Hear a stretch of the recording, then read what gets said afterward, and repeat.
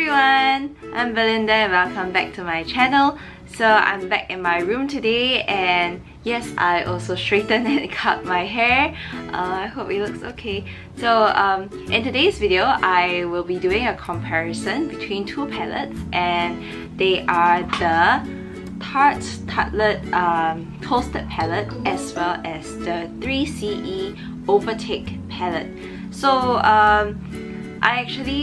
I was really torn whether or not to get like which palette to choose from because I thought like online the photos look based on the photos, both look very similar, like they're both like kind of warm eyeshadows, so I really couldn't decide like which one to pick.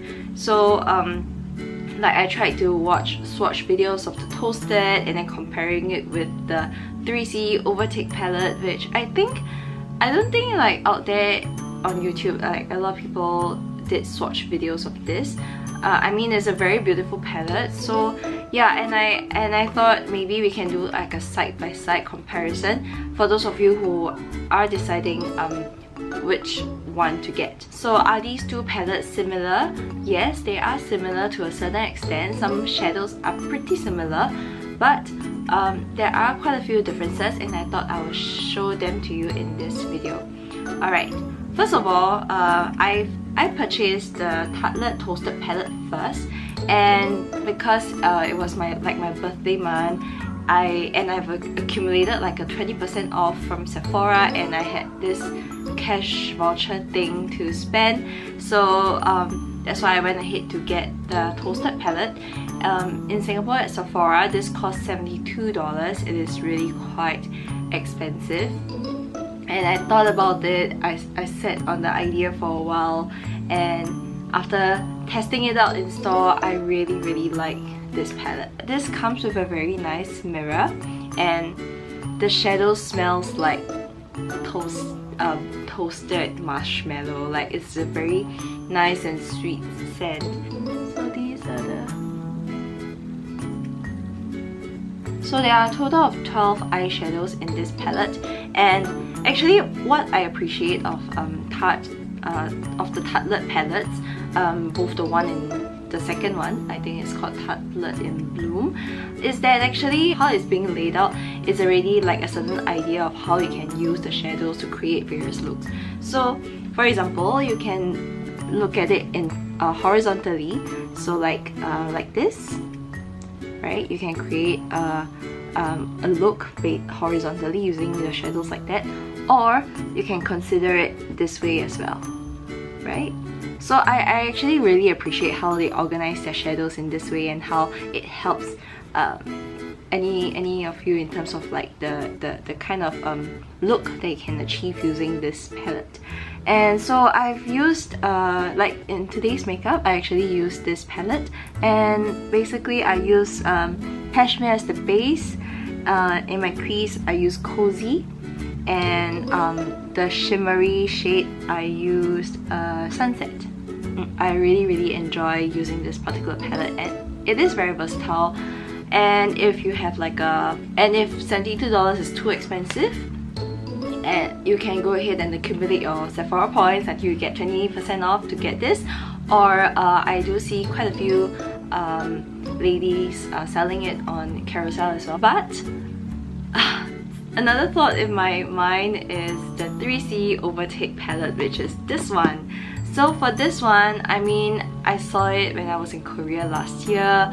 I thought about it, I'm like, it's just another eyeshadow. And my experience with 3CE eyeshadows, like swatching it in store, and I actually own like a single eyeshadow from 3CE before, which I actually didn't really enjoy.